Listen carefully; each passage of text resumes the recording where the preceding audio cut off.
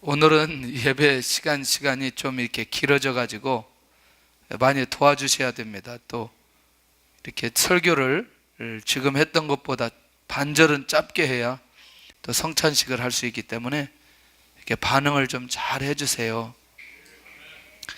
제가 김창옥 교수님 아시죠? 그분 강의를 청년들만 놓고 하는 강의를 한번 들어보고 아침마당에 하는 강의를 들어봤더니 아침마당에서 하는 강의가 훨씬 더 잘하더라고요. 왜 그러냐고 봤더니 거기 아줌마 부대리 앉아가지고 약간만 해도 막 웃는 거예요. 별로 웃는 얘기도 아닌데 이분이 더 신이 나가지고 막 하는 거예요. 근데 이제 청년들 한 20, 30명 앉아놓고 하는데 별로 반응이 없어요. 청년들에게. 그러니까 이게 강의가 똑같은 강의인데 전혀 다른 거예요. 이게 받는 사람에 따라서 이게 좀 다르구나.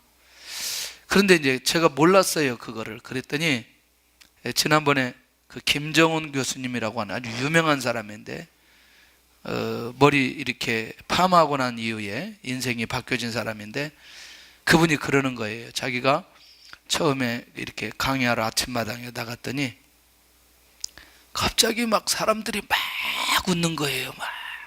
이게 미리 다 이게 작전이었다나요? 약간만 얘기해도 반응을 많이 해줘라.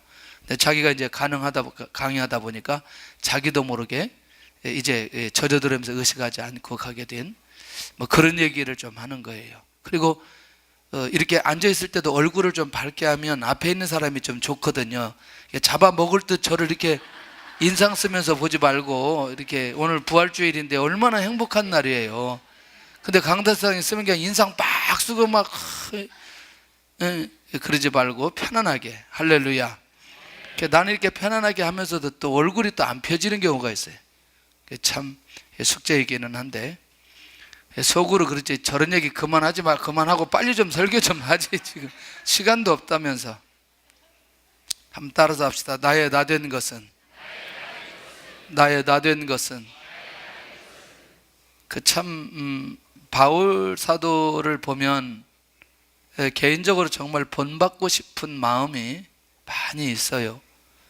아직도 흉내는 못 내는데 어떻게 하면 바울처럼 그렇게 살 수 있을까? 참 성경을 볼 때마다 특별히 바울 서신을 볼 때마다 그걸 굉장히 많이 느끼게 되는 건 주님과 바울의 관계를 절대로 뗄 수 없는 그런 모습인 것을 보게 됩니다. 그가 드디어 이제 자기 안에 있는 비밀을 밝히기 시작하는 거죠. 내가 이렇게 지금 내가 나된 이전에 내가 나된 것은 무엇 때문인 줄 아느냐, 그거를 고린도 교회 성도들한테 밝히기 시작하는 거예요. 너무너무 큰 비밀이 그 안에 있어요. 그래서 그걸 오늘 다 볼 수는 없지만 부분적인 것들을 좀 우리가 보아야 될 것이고, 그러면서 저는 서론을 한번 이렇게 생각해 보았어요. 부모의 영향으로 준비되고 변화되는 사람들 좀 더러 많이 있죠. 보면은 제가 이 록펠러나 링컨 이렇게 책을 보니까 주로 어머니의 영향을 참 많이 받았더라고요. 그 어머니의 기준에 의해서, 어머니의 가르침에 의해서 신앙의 기준이 세워지고, 그리고 그들이 나중에 죽을 때까지 그걸 잊지 않고 살아갔던 참 멋있는 어머니 이런 것들을 얘기하는 걸 보게 됩니다.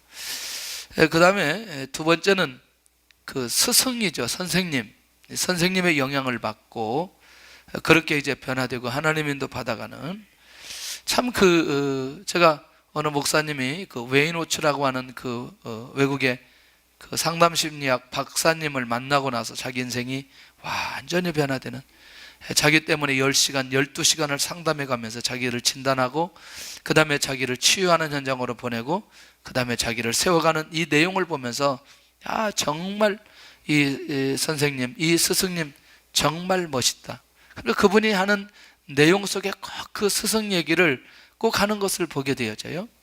참 저는 이제 아이들을 놓고 기도할 때 반드시 제가 기도하는 게 있어요. 정말 영향받는 스승, 좋은 스승을 만나게 해 주옵소서. 이 기도를 꼭 하는 이유가 좋은 선생님을 만나야 됩니다. 좋은 부모님을 만나. 근데 내가 선택할 수 있는 건 아니죠. 하나님께서 은혜를 내려 주셔야 되죠. 세 번째는 친구의 영향으로 변화되는 사람이 있죠. 친구. 절대로 부모님의 말은 안 듣는데 친구 말을 듣고 변화되는 사람들이 종종 있죠. 대단한 거죠. 저희 그 목사님들 모임에 나이가 같은 그 목사님들이 있어요. 근데 잘 몰랐는데 재밌는 거예요. 뭐가 재밌냐면 고등학교 때 이분을 전도했는데 고등학교 2학년 때 전도했는데 신학대학을 같이 하고 목사 안수를 같이 받았어요. 지금 목회하는데 전도 받은 분이 훨씬 더 목회를 잘하고 있어요. 굉장히 재밌죠. 이런 생각이 드는 거죠. 저 친구 나 때문에 복음을 받고 이렇게 하나님의 일을 하는 것을 보면 얼마나 이쁘듯할까. 이게 그렇잖아요. 친구의 영향으로 그렇게 갈 수 있다는 게 참 정말 너무너무 귀하다, 그런 생각이 들고, 또 어떤 사람은 어떤 사건에 의해서 변화되는 사람이 있죠. 사건.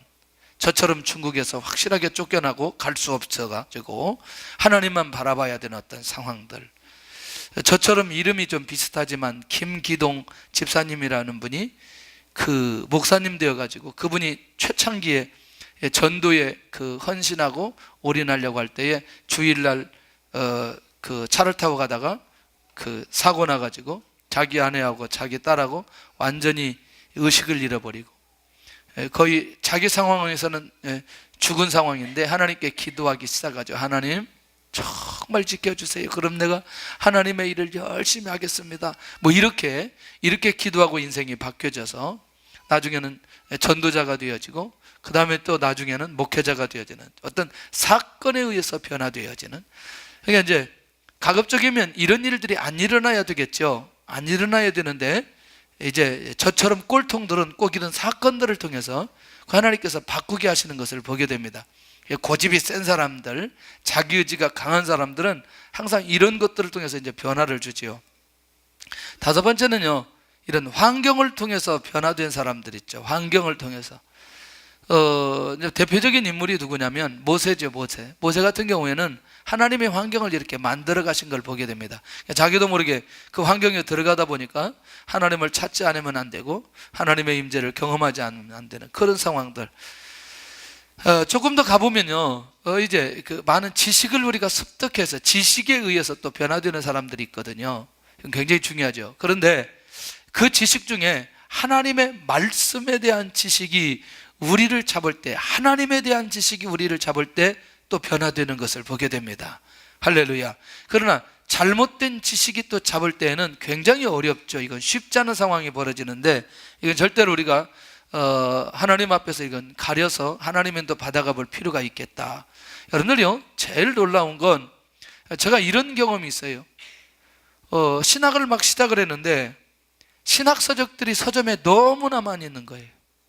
너무나 많이 있는데 제가 고를 수가 없는 거예요. 제가 이런 생각을 했어요. 내가 지금 이때에 내 안에서 신학이나 신앙이 점검되지 않았을 이때에 내가 아무 책이라도 내가 이거를 잡는 순간부터 나도 모르게 이게 내 안에 사상으로 자리 잡을 건데 정말 조심스럽더라고요. 그때부터 이분이 어디서 공부했는지, 그 다음에 신학 사상은 무엇인지 이걸 확인하기 시작하는 거죠.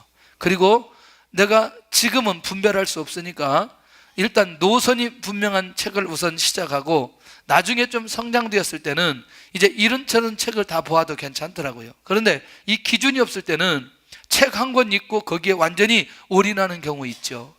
여러분들 어쨌거나 우리가 살아가다 보면 이런 부모님부터 시작해서 많은 지식에 의해서 어떤 변화되는 그런 사람들을 우리가 만나게 되어집니다. 근데 참 이 사도 바울을 보면은 이 사도 바울이 나야 되던 것은 하나님의 은혜인데 이 하나님의 은혜된 이 사도 바울이 그 인생의 노선이 있더라고요. 신앙의 노선이 분명하게 그에게 정리되어 있는 걸 보게 됩니다. 이 신앙의 노선을 4단계로 나눠지는데 이거를 그냥 본인이 나눈 게 아니고 제가 나눈 게 아니고 고린도 교회에 편지하는 내용 가운데 이 신앙의 노선을 4개로 딱 나눠져 있어요. 그렇다 해서 끊어서 나눈 게 아니고 다 이어져 가는 거지만 절대로 놓치지 않아야 될 부분이 이 안에 있는 것을 보게 된다는 거죠. 그게 첫째가 뭐냐면 이 복음을 받고 이 구원의 역사가 시작되는 시작점에 있다는 거죠. 그러니까 결국 그것을 어디서부터 시작되냐면 십자가에서부터 그가 시작되는 것을 보게 됩니다. 그러니까 이런 거죠. 신앙의 가장 처음 출발은 예수 그리스도를 믿고 구원받는 데서부터 출발하는 것. 한번 읽어볼까요? 시작. 십자가의 도가 멸망하는 자들에게는 미련한 것이요 구원을 받는 우리에게는 하나님의 능력이라. 출발입니다. 출발. 할렐루야. 할렐루야. 출발이라고 하는 말을 잘 기억하셨으면 좋겠어요. 그러니까 십자가에서부터 출발하는 것을 이제 이 사도 바울이 1장도 선포하고 2장도 선포하고 그리고 고린도전서 15장 1절 2절의 내용이 바로 그런 내용인 거예요. 그럼 이제 이해는 되었죠. 출발이 뭔가에 대해서 이해는 되었죠. 그런데 두 번째가 그리고 나서 이제 이 고린도 전서를 쭉 기록하면서 교회 안의 분쟁과 교회 안의 어려움과 또 신앙의 기본기와 뭐 결혼 문제, 우상 문제, 수건수로 문제 막 얘기하다가 갑자기 12장에 와가지고는 무슨 얘기를 하냐면 은사를 다루고 있어요. 은사. 그러니까 두 번째 단계가 뭐냐면 성령의 역사로 은사를 받으면 반드시 교회를 세우며 섬기게 되어져 있다는 거예요. 이해되시나요? 그러니까 구원받으면 반드시 교회를 세우게 되어져 있는데 그 교회를 세우기 위해서 하나님께서 무엇을 주시느냐? 은사라고 하는 것을 주신다는 거죠. 근데 그 은사는 누가 주시느냐? 성령께서 주신다는 거죠. 병 고치는 것이나 뭐 능력에 가는 것이나 뭐 예언하는 것이나 영을 분별하고 방언, 통역 뭐 이런 모든 것들은 결국에는 교회를 세우기 위해서. 혹시 제가 교회라고 말하니까 건물이라고 생각하지 않기를 바랍니다. 여기서 교회를 말할 때는 사람입니다. 사람. 믿는 사람들의 공동체, 성도들, 이런 사람들을 세우며 섬기도록 하는 그런 단계가 있다는 것이죠. 그러니까 하나님께서 나에게 은사를 주시면 주실수록 그 은사를 가지고 뭐 해야 된다? 사람을 세우고 사람을 섬기는 일에 쓰임받아야 된다는 거죠. 할렐루야. 할렐루야. 근데 우리가 이 눈이 안 열리면 하나님께 주시는 은사를 가지고 누구를 위해서 사용하죠? 나를 위해서 사용하게 되는 걸 보게 됩니다. 그런 면에서 두 번째 이 단계가 너무너무 중요하다. 하나님께서 그래서 지금도 성령의 역사가 일어나고 지금도 그러한 자들에게 성령의 은사를 주시는 것을 보게 되더라는 거죠. 결국 이 내용이에요. 많은 성령의 능력으로 한 몸을 세우도록 한다는 걸 이제 선포하게 되는 거죠. 세 번째는 그런데 너무너무 중요한데 현재와 미래를 살아가는 데 있어서 그 다음 단계가 뭐냐면 고린도전서 13장은 우리가 잘 아는 대로 무슨 장이라고 말하느냐? 사랑장이라고 얘기한다는 거죠. 사랑장. 그러니까 결국 한 단계가 또 올라가게 되면 어떻게 살아갈 수 있는 비밀이 보이느냐? 사랑으로 살아갈 수 있는 비결이 보이는 것을 보게 됩니다. 그러니까 여러분들 궁극적으로 우리가 살다 보면 가장 많이 오는 문제가 무슨 문제라고 생각이 되어져요? 우리가 사는데 가장 많은 문제가 무슨 문제라고 생각이 돼요? 관계 문제. 이게 자기가 머무는 영역 가운데 자기가 가는 곳마다 관계 문제가 계속해서 오게 됩니다. 이상하지요? 예.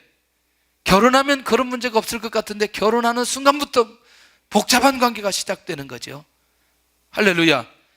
외국 가면 그런 문제가 없을 것 같은데 외국 가는 순간부터 그런 문제가 생기는 거죠. 맞나요? 예. 자, 그런 면에서 이게 너무너무 중요한데 이 13장에 이제 그 바울 사도가 뭐라고 말하냐면 이렇게 말해요. 시작. 사랑은 언제까지나 떨어지지 아니하되 예언도 패하고 방언도 그치고 지식도 패하리라. 그러니까 무엇이 없으면, 사랑이 없으면 그것도 의미가 없다는 얘기고, 이미 그 안에 사랑이 있다면 그건 다 살아날 수 있는 것이고, 그러니까 이 부분을 놓고 계속해서 고민하면서 하나님의 인도 받아가야 된다는 거죠. 쉽지 않는 겁니다. 쉽지 않는 건데 이 싸움이 계속해서 우리 안에서 일어나면서 이 사랑의 단계까지 우리를 끌고 가는 것을 보게 되더라는 거죠. 할렐루야. 혹시 이번 한 주 동안 열받을 일이 많이 생겨서 감정적으로 이게 참 마음에 해결이 되지 않는 분들은 오늘 해결할 수 있기를 바랍니다. 주님의 은혜로 이 단계를 가야 돼요. 그러니까 사실 이 단계가 끊임없이 오지만 계속해서 이것을 극복하면서 가야 될 필요가 있다는 얘기죠. 할렐루야. 근데요, 재밌는 건요, 그 다음 단계가 굉장히 중요한 거예요. 교회와 성도가 궁극적으로 가야 하는 건 뭐냐면 하나님의 영광에 이르는 단계가 있어요. 따라서 합시다. 하나님의 영광에 이르는 것. 좀 추상적이죠? 예, 좀 먼 것 같은 느낌이 들죠? 다시 하나님의 영광에 이르는 것. 자, 그러면 하나님의 영광에 이르는 건 무엇을 통해서 이루느냐? 부활을 통해서 이 모든 것이 완성될 것을 사도 바울이 자기도 그렇게 믿고 고린도 교회에 그렇게 선포하고 있는 걸 보게 된다는 거죠. 이거 어때요? 구원은 이미 받았나요? 그 다음에 아직 성도들이 이루어야 될 것은 무엇이죠? 부활이죠. 그러니까 궁극적으로 우리가 구원받고 어디까지 가야 된다? 부활의 역사까지 일어나야 된다는 거죠. 부활의 역사가 일어나는 것, 그것을 소망을 가지고 살아가는 사람이 하나님의 영광에 이를 수 있는 그 비밀을 가지고 살아가는 사람이라고 말할 수 있다는 얘기죠. 너무나 멀어요. 왜 뭐냐면 오늘 나의 현실적인 상황과 문제 속에 이 하나님의 영광, 부활의 문제를 가지고 고민한다는 건 이게 지금 우리의 상황 속에서 쉽게 다가오지 않는다니까요. 그러나 조금만 깊이 있게 고민하고 또 기도하고 인도받아가면 결국 이 땅에 있는 것들은 하나님의 은혜 가운데 시간이 지나고 나면 응답되고 회복되어질 게 굉장히 많이 있어요. 그러나 그렇다고 해서 그것이 우리의 영이 완전히 만족하게 되어지지는 않는다는 거죠.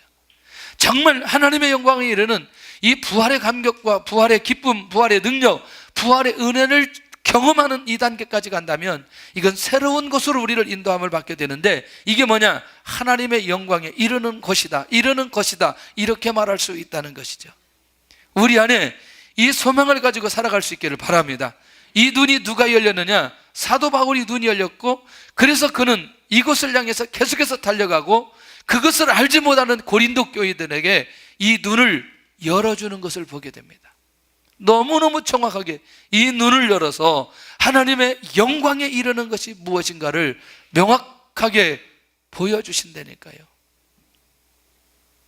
할렐루야. 볼까요? 시작. 보라, 내가 너희에게 비밀을 말하노니 우리가 다 잠잘 것이 아니요 마지막 나팔에 순식간에 호련히 변화되리니. 천사와 같이 된다는 얘기거든요. 자, 일단 사도 바울이 본인도 믿었기 때문에 고린도 교회에 15장 51절에 선언한 거 아니겠어요? 맞나요? 그러면 본인도 소망하고 고린도 교회도 그렇게 살아가기 원하는 마음이 바울 안에 있는 걸 보게 된다는 거죠. 자, 그러면 이제 우리가 구원받은 내가 가야 될 신앙의 길, 단계들이 어느 길인지를 명확하게 하나님의 말씀 가운데 우리가 발견해 놓고 있는 건, 이건 굉장히 중요하다.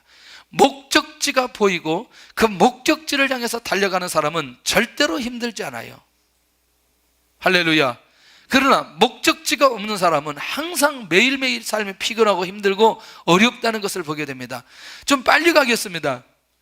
그렇다면 이 사도 바울이 이 일을 위해서 어떻게 출발하느냐는 거예요. 어떻게 그가 출발하면서 어떻게 지금까지 여기까지 왔느냐는 거죠. 그리고 그가 어떤 하나님을 만났기에 오늘 나야 다 된 것은 하나님의 은혜라고 말할 수 있느냐? 너무너무 놀라운 거 있어요? 보이지 않는 거. 혹시 구약 성경에 잘 눈에 띄지 않도록 살짝 끼워 놓는 거 아세요? 그거? 보이지 않게 살짝 끼워 놓는 거 있어요. 뭐 예를 들어서 창세기 12장 3절이나 또 창세기 3장 15절이나 이런 내용들이 살짝 성경사에 끼워 놓고 있거든요. 아브라함 얘기하는 것 같은데 아브라함 얘기가 아니고 누구 얘기냐? 예수 그리스도의 얘기를 계속해서 끼워 놓고 있다는 거예요. 근데 그걸 끼워 놓았던 그 내용이 앞으로 오실 것에 대한 예언이었던 걸 보게 된다는 거예요. 오늘 부활주일인데 별로 안 깊은가 봐요. 아니, 수없이 약속하셨어요. 그 수없이 약속하셔서 그걸 이루셨어요. 제가 사이트 하나 나중에 개인적으로 원하시면 보내드릴게요. 사실인지 아닌지는 모르지만 지나간 대통령 중에 죽음에 대해서 이미 킴 제임스 성경에 바코드로 딱 입력시켜 놨더라고요. 근데 그걸 어떤 사람이 그대로 다 풀어냈어요. 무엇 때문에 그랬고, 무엇 때문에 그랬고, 무엇 때문에 그랬고, 그 죽음에 대해서 정확하게 끼워놨더라고요. 저 이 성경을 준비하면서, 설교를 준비하면서 그거 보면서 깜짝 우연한 게 아무것도 없구나, 아무것도 없구나, 그걸 생각하는 거죠. 그러니까 이런 거죠. 우연한 게 아무것도 없다라고 하는 것은 뭔가 우연하지 않도록 만들어가는 분이 계시다는 거죠. 근데 그렇게 만들어 가시는 분이 누구냐? 하나님이시라는 거예요. 그 하나님을 이 사도 바울이 예수 그리스도의 십자가의 죽음에 이르는 상황까지 계속해서 확인하기 시작하는 거예요. 시작. 아브라함과 다윗과 자손 예수 그리스도의 세계라. 아까 복의 근원이, 복의 근원, 복의 근원으로 만들어 주시겠다는 하나님의 아브라함에 대한 그 약속이 결국 누구를 통해서 이루어지겠다는 것이죠? 예수 그리스도를 통해 이루어지겠다는 거죠. 혹시 여러분들 다윗이 누구 지파의 후손이나요? 유다 지파입니다. 그러면 유다 지파의 후손 중에 다윗인데 여기 이사야 선지자가 9장 7절에 그가 예언하게 되거든요. 그러면 이사야 선지자는 다윗 시대 선지자나요? 히스기야 왕의 시대 선지자나요? 히스기야 왕의 시대 선지자거든요. 그러면 다윗보다 훨씬 후대의 얘기거든요. 그런데 무슨 얘기냐면 다윗의 위에 앉아서 그 나라를 굳게 세우고 지금 이후 영원토록 공평과 정의로 그것을 보존하실 것이에요. 결국 지금 다윗이 있어요, 없어요? 다윗이 없다니까. 다윗이 없는데 왜 지금 다윗 얘기를 하고 있고 또 그의 권위를 얘기했고 왕권 얘기를 하고 있고 왜 공평과 정의를 갑자기 이 지나간 세대의 사람이 이 얘기를 하느냐는 거죠. 누구를 통해서? 예수 그리스도를 통해서 이 일이 그렇게 이루어질 것이라는 약속이거든요. 지난번에 우리가 누가복음 1장 32절에 시작. 저가 큰 자가 되고 지극히 높으신 이의 아들이라 일컬을 것이요 주 하나님께서 그 조상 다윗의 왕위를 저에게 주시리니. 유다 지파를 통해서 다윗의 왕권을 가지고 이 땅에 오실 것을 그렇게 예언하고 성취한 것을 보게 되어져요. 사도 바울은 이 내용을 볼 때마다 충격적인 거죠. 아니 그 많은 도시, 그 많은 동네 중에 아니면 예수님의 탄생을 베들레헴이라고 지목해 놓고 베들레헴에서 태어날 거다, 베들레헴 에브라야 너는 유다 족속 중에 작을지라도 이스라엘을 다스릴 자가 내게로 나올 것이라. 어디에 출생하겠다는 거예요? 베들레헴에 출생하겠다는 거죠. 그런데 마태복음 2장 1절에 예수께서 유대 베들레헴에서 나심에, 아니 이게 어느 정도 말씀하셔야 그냥 충격을 받죠. 그런데 여러분들 태어날 동네까지, 예수님께서 태어날 동네까지 말씀하시고 그것이 성취되어졌다는 사실이 그 시대에 사도 바울이 그 시대 이것을 확인할 수 있다면 이게 얼마나 놀라운 일일까.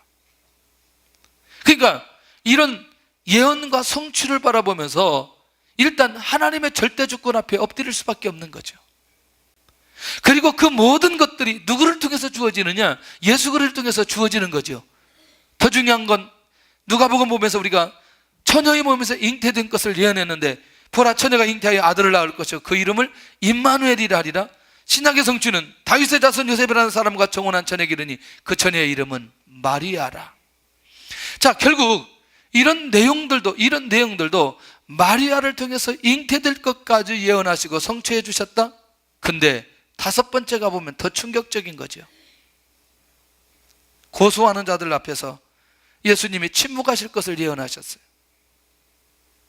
어린 양과 털 깎는 자 앞에 잠잠한 양같이 그 입을 열지 아니하였도다.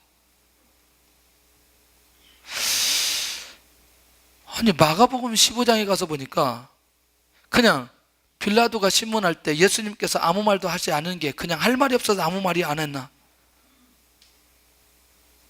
하나하나가 모든 내용들이 구약의 약속의 성취를 위한 예수님의 태도, 예수님의 말, 예수님의 제자였던 것을 보면, 이 상황을 주도해 가신 하나님. 근데 이거는 예수님이 의지적으로 이렇게 할 수 있어요. 그런데 이 모습은 어떠냐는 거죠. 십자가에 죽으시고 뼈가 꺾이지 않으신 건데, 이런 거죠. 시편 34편 20절에 그 모든 뼈를 보호하시며 그 중에 하나도 꺾이지 아니하도다.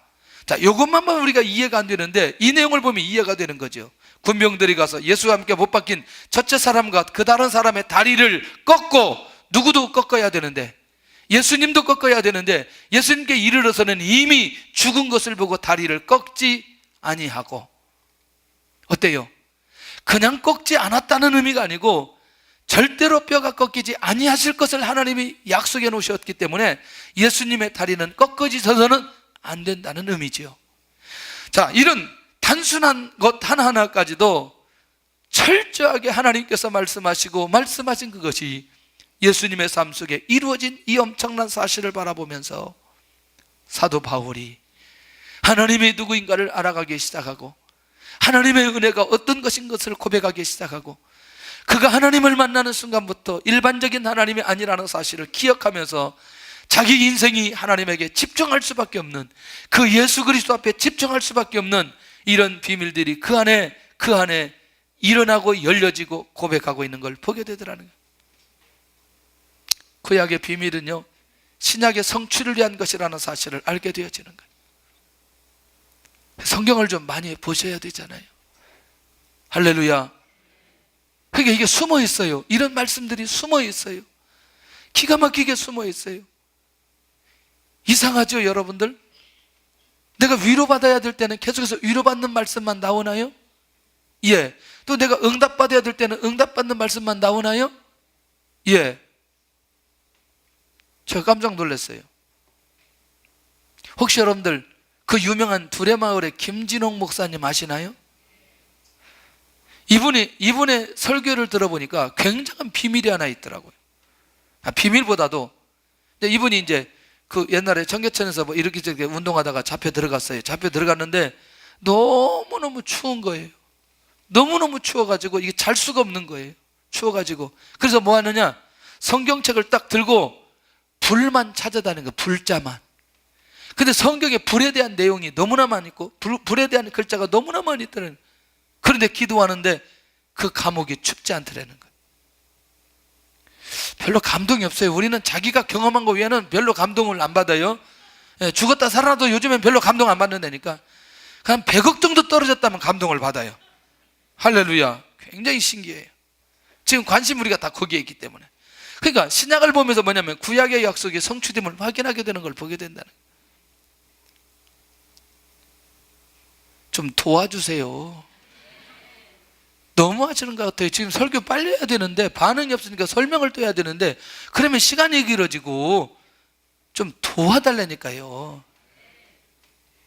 그리고 어르신들이 그래도 잘 협조를 많이 해주시는 것 같아요. 오늘 점심 때 맛있게 드시기를 바랍니다. 할렐루야. 자자손손 엄청난 축복을 받을 거야. 한 10대까지 역사가 일어날 것 같아. 아니 이분들만. 자, 두 번째는 이제 자기 죄를 위해서 이 땅에 오신 주님을 만나면서 변하기 시작하는 거죠.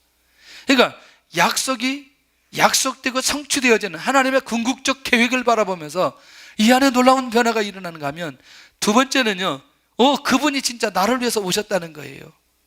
죄인을 위해서, 죄로 죽었던 자기 자신을 위해서 주님이 오셨다는 이 사실 앞에 이 사도 바울이 변화가 안 될 수가 없는 거죠. 주님이 나를 위해서 죽으셨다는 그 사실. 할렐루야. 정말 믿어지나요? 주님이 나를 위해서 죽으셨어요? 주님을 위해서 뭐 하고 있나요? 다시, 주님이 나를 위해서 죽으셨나요? 그러면 그 주님 때문에 내가 변화된 게 있나요? 할렐루야. 구원받았어요. 아니, 여러분들, 내 인생에 주님이 나를 위해서 죽으셨다면 그 주님 앞에 목숨 걸고 나갈 수 있는 믿음까지 우리 안에 있어야 된다고 생각해요. 정상적인 신앙생활이라면. 할렐루야. 진짜 그게 나에게 은혜로 다가오는 것이라면, 그러니까 사도 바울이 자기가 이 주님을 만나고 나서 견딜 수 없는 상황까지 그 안에 일어나게 되는 것을 보게 된다는 거예요. 하나님의 사랑이 자기 아들을 죽이심으로 나를 구원하는 그 일에 오늘 이 예수님이 이 땅에 오셨고 그분이 자기를 만나 주셨어요. 얼마나 충격적인지. 그러니까 이 사도 바울이 여기서 끝나지 않는 거죠. 그러니까 내가 그리스도와 함께 나도 십자가에 못 박혔다고 이렇게 고백하고 있습니다. 그런데 주님이 다시 살려주셨나요? 주님과 함께 다시 살아났다고 고백하는데, 그러니까 자기 자신의 고백이 이렇게 고백할 수밖에 없어요. 이제는 오직 내 안에 그리스도께서 사신 것이라. 왜? 주님이 나를 위해서 십자가에 죽으셨다는 그 사실이 고백되어지니까. 사실은요, 복음의 가치와 복음의 능력들이 어떤 형태로든지 나에게 다가오게 되어질 때에 우리 안에 이제 새로운 어떤 그 하나님의 역사가 일어나게 되는데, 이게요, 다른 문제는 해결이 되지 않더라고요. 뭐냐면 내가 예수님의 이름으로 기도하면 응답되지. 그런데 우리가 죄 때문에 고통 속에 있고 벗어나지 못하고 자유함이 없을 때에 그 주님을 그때 그 만나는 순간부터 죄로부터 오는 이 자유함은 그 예수 그리스도의 십자가의 은혜가 어느 정도인지를 분명하게 우리 스스로 느낄 수 있습니다. 그런 면에서 내가 하나님 앞에 한 주 동안도 내 평생에 어떤 모습으로 살아가는지에 대한 내 자신을 돌아볼 필요 있다는 것이죠. 그러니까 십자가에서 이 죄가 해결된 자신의 죄에 대한 이 감격적인 고백, 이것을 경험한 사람만이 이렇게 고백할 수 있는 것을 보게 된다는 거죠. 셋째가 뭐냐면 자기의 죄를 위해서 죽으셨던 그 주님을 만나는 순간, 그리고 어떤 분을 만나느냐? 부활하신 주님을 만나는 거죠. 자, 십자가에 죽으신 분을 만날 뿐만 아니라 부활하신 주님을 만나게 되는 것을 보게 된다는 거예요. 자, 이게 굉장히 중요한 얘기입니다. 우리도 모르게요, 우리는 항상 십자가에 돌아가신 주님만 묵상하다 보면 우리 자신이 굉장히 곤고해지고 힘들고 어려워지는 것을 보게 됩니다. 그러나 부활하신 주님을 만나는 순간부터 이제 사망을 이기시고 저주를 이기시고 이걸 이기셨던 이 주님을 만나면서 우리는 새로운 상황 속에 새로운 영역으로 들어가게 되어지는데, 사도 바울이 이렇게 고백하는 거죠. 시작. 맨 나중에 만삭되지 못하여 난자 같은 내게도 보이셨느니라. 그러니까 부활하신 주님이 자기를 만나 주셨다는 얘기거든요. 그때 드디어 사도 바울에게 그 안에 눈이 열려지기 시작합니다. 내가 그렇게 완전하지 못했고 나의 삶 속에 내 과거를 하나님께서 기억하시는 것이라면 절대로 부활하신 주님이 나를 만날 수 없는데, 자신의 과거를 통해서는 주님을 만날 수 없는데, 과거를 묻지 않고 자기를 사랑해 주셨던 그것 때문에 부활하신 주님이 오늘 이 사도 바울을 만나게 해주신다는 것을 보게 된다는 거예요. 그리고 그는 깨닫기 시작합니다. 뭘 깨닫느냐? 그렇지, 이 부활 사건도 성경대로 예언이 되었고 그리고 성경대로 성취되었다는 사실을 그가 알기 시작하는 거죠. 심지어 이 부활 사건까지도 그렇게 말씀하시고 성취되어졌구나. 한번 할까요? 시편 16편 시작. 이는 내 영혼을 음부에 버리지 아니하시며 주의 거룩한 자로 썩지 않게 하실 것임이니이다. 할렐루야. 또 나왔어요. 자, 그렇다면 청년이 이르되 놀라지 말라. 너희가 십자가에 못 박히신 나사렛 예수를 찾는구나. 그가 살아나셨고 여기 계시지 아니하니라. 결국 이 부활하신 주님을 어떻게 만나느냐에 따라서 그 사람의 현재의 삶과 미래의 삶이 완전히 바뀌어지는 걸 보게 됩니다.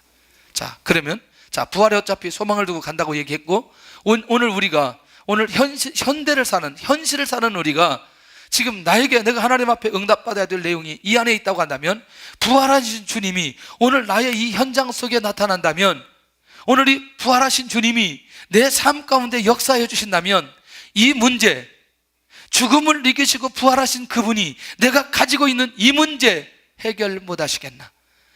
부활하신 주님을 내가 제대로 믿고 고백한다면, 할렐루야, 오늘 나의 주어진 이 상황을 반드시 이기게 하시고 그 가운데 응답받게 하시고 그 상황 속에서 하나님의 능력이 나타나는 것을 경험하게 될 줄로 믿습니다.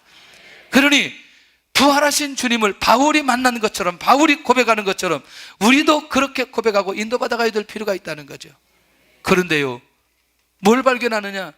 부활하신 주님 때문에 생명의 회복, 생명의 역사가 일어난다는 사실을 발견하기 시작하는 거죠. 허물과 죄로 죽었던 사람들을 살리시는 건 부활하신 예수님 때문에 오늘도 많은 사람들이 허물과 죄로 죽었지만 주님을 바라보고 주님 앞에 고백하는 순간부터 다 살아나는 역사가 일어나게 되는 것을 보게 된다는 거죠.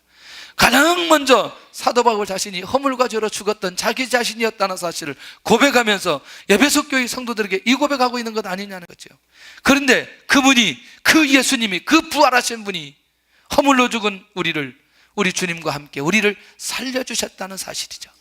그러니까 부활하신 주님은 계속해서 살리는 분, 또 생명의 역사가 일어나는 분, 우리에게 천국을 소유하게 해주시는 가장 결정적인 은혜와 축복을 주신 분이라는 사실을 발견하게 되어진 거죠. 세례문답을 얼마나 많이 했는지 몰라요. 그리고 아까 세례식을 했어요. 저는 딱 한 가지예요.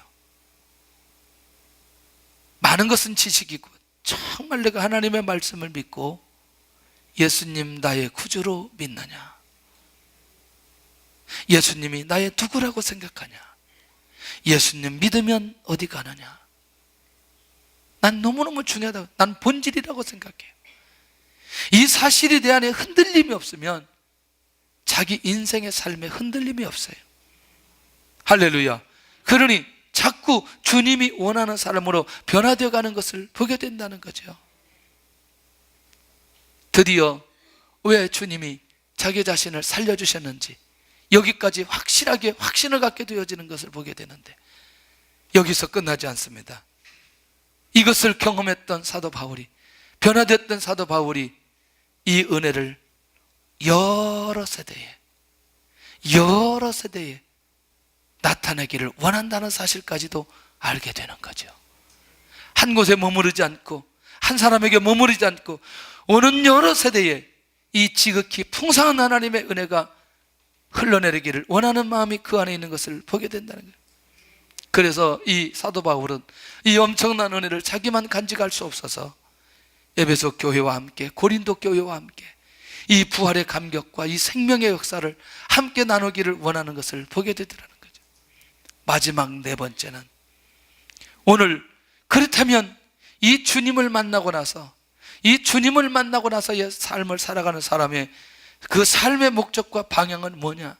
이 부활 사건을 통해서 이 하나님을 보면서 나를 위해서 죽으셨던 주님, 또 부활하셨던 주님, 또 그분의 역사를 보면서 나는 그러면 어떻게 살아가야 될 거냐?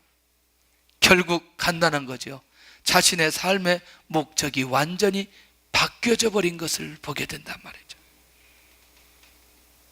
한번 같이 하겠습니다. 빌립보서 3장 12절 시작. 내가 이미 얻었담도 아니요 온전히 이루었담도 아니라 오직 내가 그리스도 예수께 잡힌 바 된 그것을 잡으려고 쫓아가노라.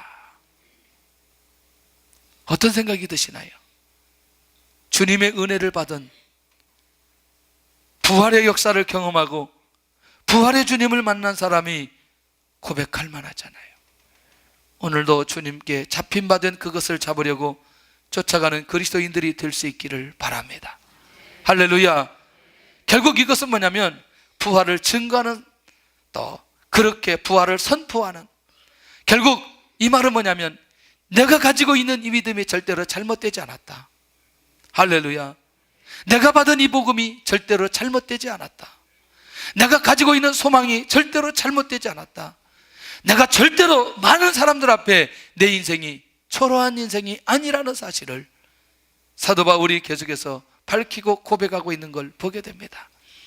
이 영적인 자존감을 가지고 살아가는 사람, 반드시 사람을 변화시키고 하나님의 역사가 일어나는 사람으로 인도받게 되어질 것입니다. 그러니까 결국 이제 어디까지 가게 되느냐? 이 부활의 역사를 체험하기 위해서 소망을 가진 사람으로 일어서게 되는 걸 보게 됩니다. 자, 드디어 이걸 이제 정리하겠는데 시작. 보라, 내가 너희에게 비밀을 말하노니 우리가 다 잠잘 것이 아니요 마지막 나팔에 순식간에 홀연히 다 변화하리니. 이미 구원받았지만 아직 부활을 위해서 그 소망하면서 살아가고자 하는 이 사도 바울의 변화된 사람의 삶의 모습을 정확하게 발견할 수 있는 것을 보게 됩니다. 나도 바울처럼 변화되었는가? 좀 어려워요. 나에게 있어서 주님은 그러면 어떤 분인가? 나는 어떻게 그런 변화되나? 나는 어떤 변화를 경험하였는가?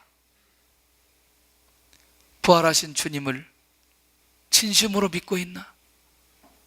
수없이 약속하시고 성취하신 그 하나님께 대한 그 믿음이 내 안에서 변함없이 끝까지 신뢰하면서 갈 수 있겠나?